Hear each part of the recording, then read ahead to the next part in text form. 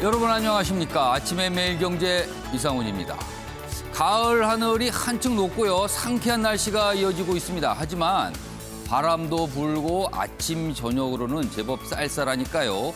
외출하실 땐 긴 소매 옷 하나 정도는 챙겨두시는 게 좋겠습니다. 자, 그럼 먼저 일면 기사부터 전해드리겠습니다.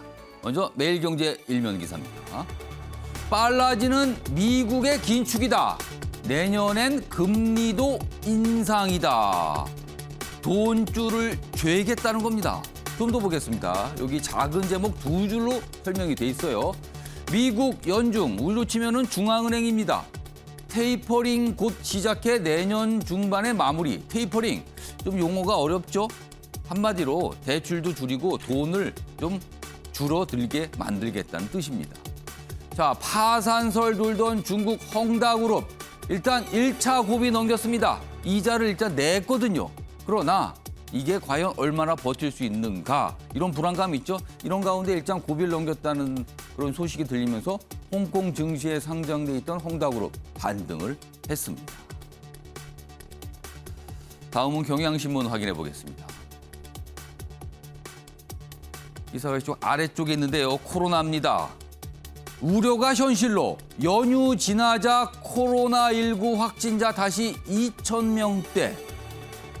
어젯밤 기준으로 2,200명 넘었다는 기사까지 나오고 있습니다. 아마 오늘 오전 9시가 조금 넘으면 발표가 되는데요. 사상 최다 확진을 기록하지 않을까, 이런 우려를 지금 낳고 있습니다. 뭐 그런 내용이 있어요. 동시간대 집계 역대 최다를 기록했다. 다시 비상이 걸렸다. 뭐 이런 내용입니다. 이번엔 조선일보 보겠습니다. 대장동 의혹과 관련된 내용이군요. 검찰은 대장동 의혹 수사 착수했고 야당은 특검법을 발의했다. 정치권도 움직이고 있고 검찰도 움직이고 있다는 겁니다. 좀 더 보죠. 자, 이재명 경기지사가 허위사실 이런 얘기를 하면서 고발을 하자 중앙지검 공공수사 2부에 배당이 됐다. 검찰이 움직인 겁니다. 그리고 야당은요, 국정조사 요구안도 특검과 함께 요구를 계속하고 있고요. 이 국정조사 요구안을 국회에 제출했다. 자, 여당은 이거 불필요한 네거티브 공세다. 이렇게 하면서 반발하고 있는 상황입니다. 마지막으로 동아일보 보겠습니다.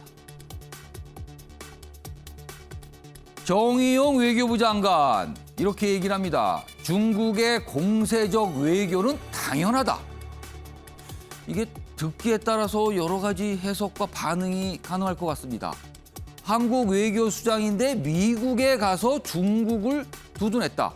이걸 어떻게 봐야 하는가? 이런 기사입니다. 중국 견제 연대행, 지금 미국이 이 연대를 주도하고 있잖아요. 냉전시대 사고다 비판했습니다. 그럼 결과적으로 중국을 두둔하고 미국을 비판하는 이런 상황이 된 겁니다. 중국 종정선언과 관련해서 중국에 대해서 뭔가 신호를 보내는 거 아닌가, 뭐 이런 해석도 좀 곁들여져 있습니다. 자, 지금까지 일면기사 짚어봤고요. 오늘도 뉴스의 의미를 깊숙하고 풍부하게 읽어주시기 위해 아침부터 열심히 준비하신 네 분 모셨습니다. 한 분씩 소개해드리겠습니다. 먼저 화면 가장 맨 왼쪽에 앉아 계십니다. 배종우 세한대 교수 자리하고 계십니다. 그리고 그 옆에는 이종근 시사평론가 나오셨고요. 세 번째 자리에 박정화 전 청와대 대변인 자리하고 계십니다. 그리고 마지막으로 주원규 삼육대 겸임교수 자리하고 계십니다. 안녕하세요. 안녕하세요.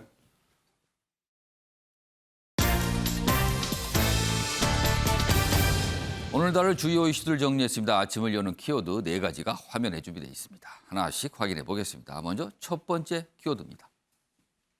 연락 두절. 연락이 돼야 될 것 같은데 두절됐다. 대장동 의혹과 관련해 지금 많은 인물들이 거론되고 있는데요. 핵심 인물들로 꼽히는 분들, 언론에서 접촉을 해봤는데 전화번호가 바뀌었다? 아니면 해외로 나갔다? 뭐 이런 얘기들이 나오고 있습니다.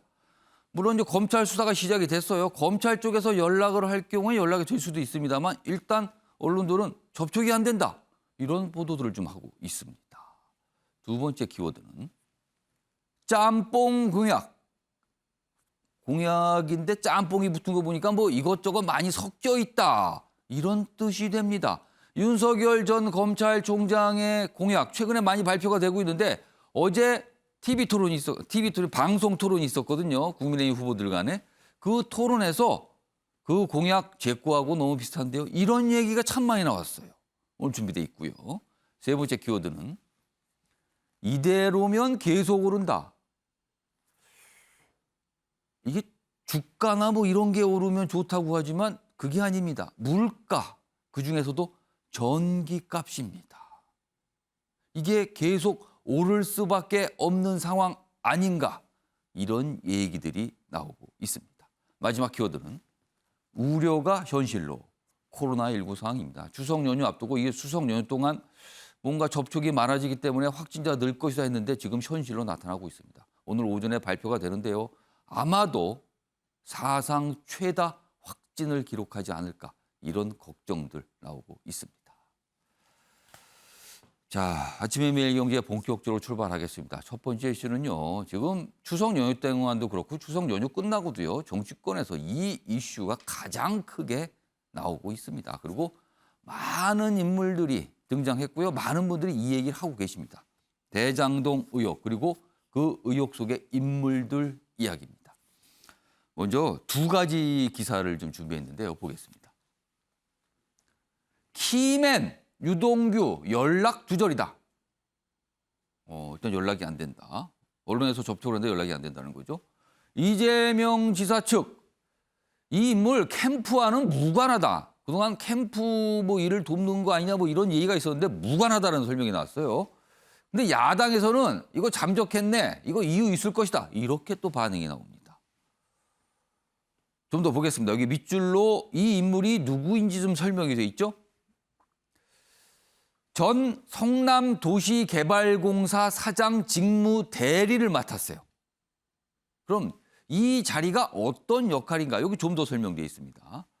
이 대장동 개발과 관련해 주주 구성 그리고 배당금 수익 구조 등 사업 전반을 설계한 핵심 인물로 평가되고 있습니다. 그러니까 뭔가를 깊숙하게 알고 있을 것이다. 이런 추정이 가능한 겁니다. 그런데 지금 이 인물이 연락이 안 된다. 언론에서는 이렇게 전하고 있는 겁니다. 다음 기사 하나 더 보겠습니다. 매일같이 인물들이 한 명씩 추가가 되고 있죠, 지금요. 김수남 전 검찰총장도 화천대유 고문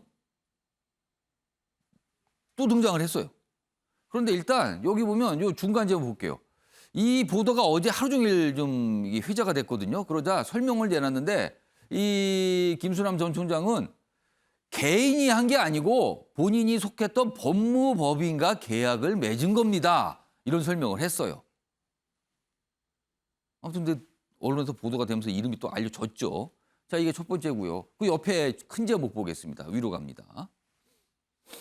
지금 보면 천화동인이라고 회사가 있죠. 화천대유에 어떻게 보면 뭐 자회사격 이렇게 돼 있는데 1호부터 뭐 여러 6호까지 있어요. 근데 그 천화동인 4호, 이 4호의 실소유자로 알려진 분이 있습니다. 그런데 SNS를 지우고 미국으로 갔다고 합니다. 해외로 나간 거예요.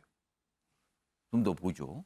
여기 보면 이 인물은 지분 1.74%를 갖고 있는데 가족과 함께 미국으로 떠났다는 얘기가 나와요. 앞서서도 인물이 뭐 전화번호가 바뀌었다, 연락이 안 된다. 또 다른 인물은 지금 해외로 갔다. 이런 거잖아요. 그리고 여기 보시면 이 얘기도 있네요. 지금 권순일 전 대법관의 이 고문료, 뭐 이게 이 얘기가 나왔잖아요. 그런데 변협에서는 변호사 등록을 안 했다. 이건 좀 문제가 있다라는 입장을 냈고요. 권순일 전 대법관 또 어제 뭐 입장을 냈는데 이건 정식 뭐 변호사로서의 고문 이게 아니다. 뭐 다른 역할이었다. 이런 설명도 있는데 아무튼 논란은 되고 있습니다. 뭔가 연락이 안 되고 해외로 가고 뭐 이런 보도가 나온 거예요. 자, 그러면 이와 관련해서요. 어제 야당에서는 뭐 특검 요구도 하고 국정조사 요구도 했고요. 그리고 뭐 여당에서는 또 반발하고 있죠. 그리고요. 정의당에서도 입장이 좀 나왔습니다. 영상으로 묶었습니다. 보시죠. 단 1원이라도 받았으면은 공직 후보 사퇴하겠다. 그 한 만큼 민주당 의원들이 이 특검 법률안과 국정조사 요구에 동의할 것으로 생각을 합니다. 이번 대장동 개발은 구 한나라당 세력이 개발 이익을 민간을 통해 독점하려던 것을 공공이 참여하는 사업으로 바꿔낸 기념비적 사건인데 기우기, 그다음 무분별한 정치 공세를 즉각 중단해 주십시오. 그리고 언젠가는 대장동 사건이 국민의힘 게이트가 될 것이라는 것을 꼭 말씀드리고 싶습니다. 이재명 후보의 해명을 주의 깊게 지켜보았습니다. 그러나 대장동 개발 사업자 선정에서부터 수익 배분 구조 등 과정 전체가 비상식적이라는 결론에 이르렀습니다. 이재명 후보는 국민들이 납득할 때까지 진솔하게 설명해야 할 것이며 어떠한 형태의 수사라도 적극 협력하는 자세를 보여야 할 것입니다. 자, 박정화 전 대변인께 질문 좀 드릴게요. 정의당은 사실 국회에서 캐스팅 보드 역할을 합니다. 물론 소수 정당이긴 하지만요, 역할이 좀 있고 어떤 방향을 잡을 때 어떤 이렇게 신호 뭐 이런 역할을 한다고 할 수 있는데 정의당에서까지 좀 굉장히 강한 입장이 나왔어요. 이렇게 되면은 이재명 경기지사 지금 대선 유력한 후보인데 굉장히 정치적으로 좀 부담을 느끼는 상황으로 가는 거 아닙니까? 정치적인 부담도 굉장히 상당하겠지만 저는 오늘 뭐 나중에 저희가 얘기하겠습니다. MBN 여론조사 결과가 모든 걸 나타내고 있다고 봐요. 그러니까 지지율 지표로 상당히 지금 타격을 받고 있는 거고 그다음에 이재명 지사가 최근에 이 대장동 관련해 갖고 대응을 보면 굉장히 뭐라고 할까요? 투박하다고 할까요? 그러니까 뭐 저질 정치 아니면 뭐 부안해동 뭐 입에 담지 못할 수 있는 굉장한 말들을 굉장히 강하게 반박과 해명을 하면서 그런 표현들을 좀 쓰고 있죠. 그것도 추석 연휴에 직접 페이스북을 합니다. 그래서 제가 볼 때는 내부적으로도 굉장히 이 건이 적지 않게 영향을 미치고 있다. 그리고 민주당 지금 한창 막바지 가고 있는 경선뿐만 아니라 만약에 이재명 지사가 후보가 된다고 하더라도 본선까지도 굉장히 영향을 미칠 거다. 이런 부담을 갖고 있는 걸로 보여져요. 특히나 정의당 같은 경우는 정의당 하면 우리 딱 떠오르는 단어 있잖아요. 데스노트. 그러니까 그동안 늘 사실은 캐스팅 보트 역할을 하면서 전체적으로는 민주당의 다소 때로는 심판자 역할을 좀 했던 그 정의당이 사실은 이재명 지사에 대해서 지금 데스노트를 사실은 쓴 거라고 저는 보여지거든요. 아까 심상정 의원 말씀하시는 걸 보면은 무슨 형태의 수사라도 라고 나오거든요. 이재명 지사는 지금 이런 야권의 공격, 그다음에 야권 대권 주자의 공격에 대해서 저질 정치라고 얘기를 하면서 정치 공세다. 그리고 나는 어떤 형태든 수사를 받겠다라고는 얘기를 합니다만 사실은 내부적으로 특검 안 한다. 국정조사 못 하겠다. 뭐 이런 얘기 하거든요. 그거에 대해서도 다 받아서 국민적 의혹을 다 해소시키라는 얘기예요. 그러니까 저는 지금 이재명 지사가 내부적으로 이낙연 후보에 대해서 이낙연 후보로부터 그리고 국민의힘 주자들로부터 심지어는 정의당으로부터 오는 공격의 삼각 파도에 쌓여 있어서 이 건을 명료하게 정리하지 못하면은 큰 길 가는데 굉장히 부담이 되는 걸로 내부적으로 판단하고 외형적으로도 그런 것이 나타나고 있다. 이렇게 판단하고 있습니다. 그러니까 이재명 지사 측 그리고 뭐 여당에서 조금 이 사안에 대해서 굉장히 위중하게 심각하게 생각하는 거 아니냐. 이게 자칫 잘못 따르면 굉장히 큰 문제가 될 수 있는 거 아니냐. 뭐 이런 걱정을 하는 거 아니냐는 거죠, 지금. 지금 박정화 전 대변인께서는 뭐 그런 모습을 좀 뭐 읽을 수 있다. 이런 해석을 좀 해 주셨어요. 배지원 교수님.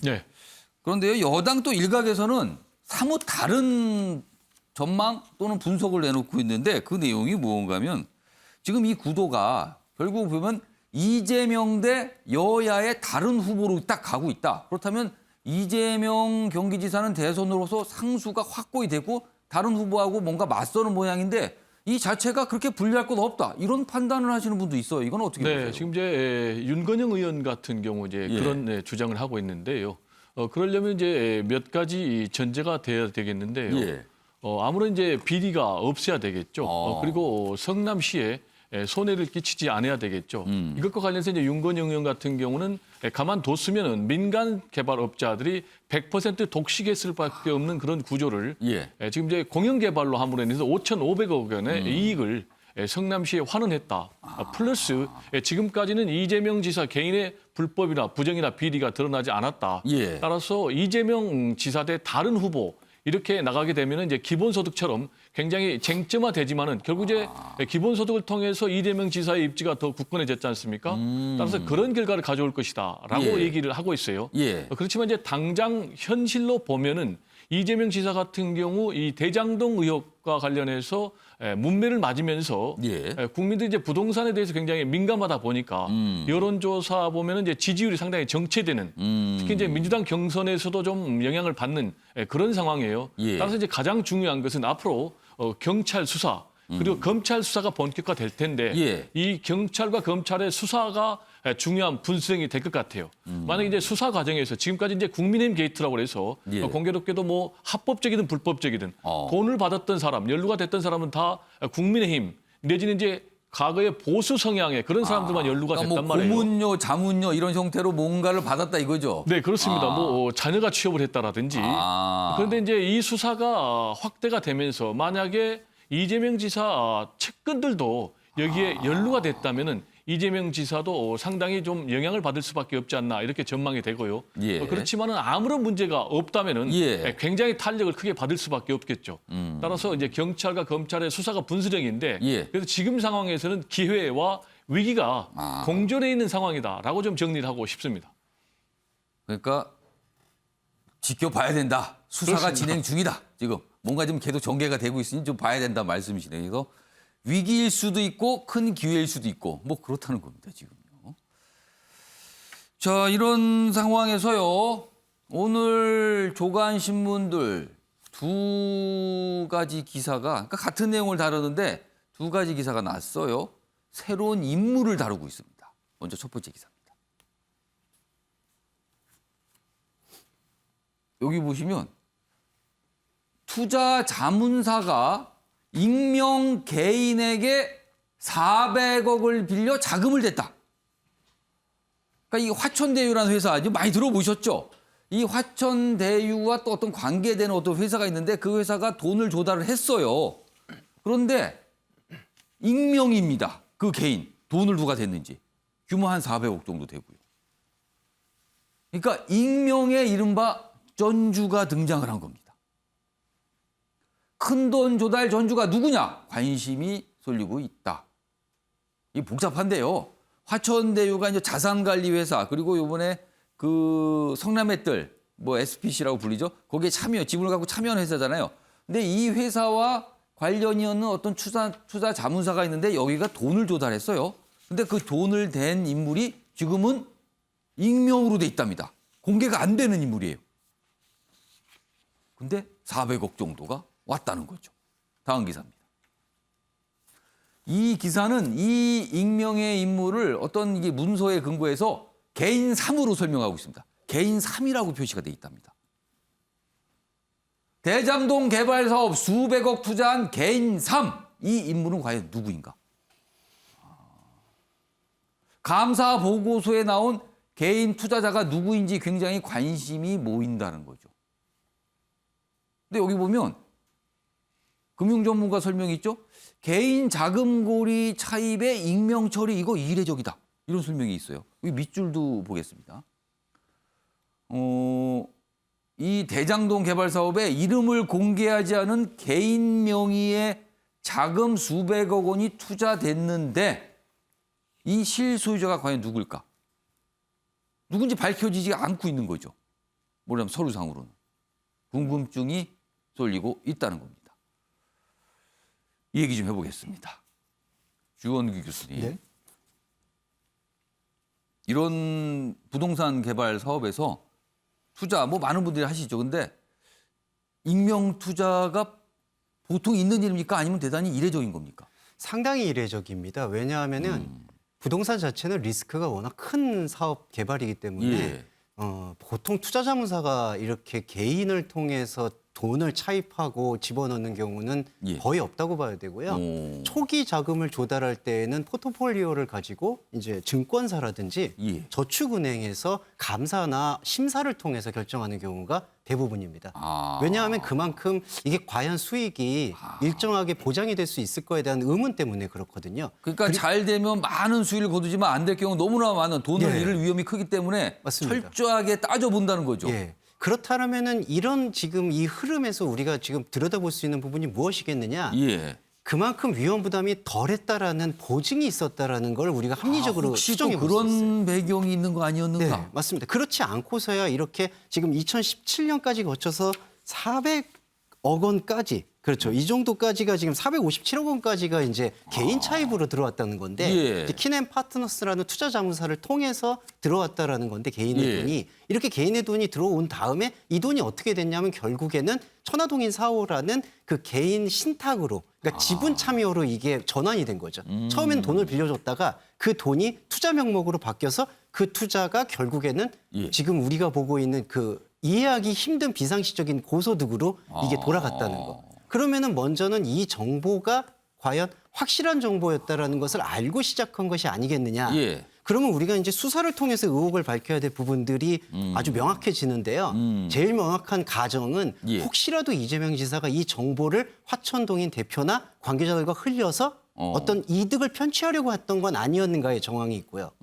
그다음에 두 번째는 그 정황과 상관이 없다 하더라도 예. 예전부터 이 대장동, 성남, 남판교라는 지역의 개발 이익에 눈독을 들이고 있는 사람들이 짬짬이가 되어서 내부 정보를 공유한 것이 아니었냐라는 의혹. 그러니까 지금 여당이나 이재명 지사 측에서 지금 소명하고 있거나 공격하는 예. 부분, 그 국민의힘 게이트란 부분이 바로 그런 지점이었거든요.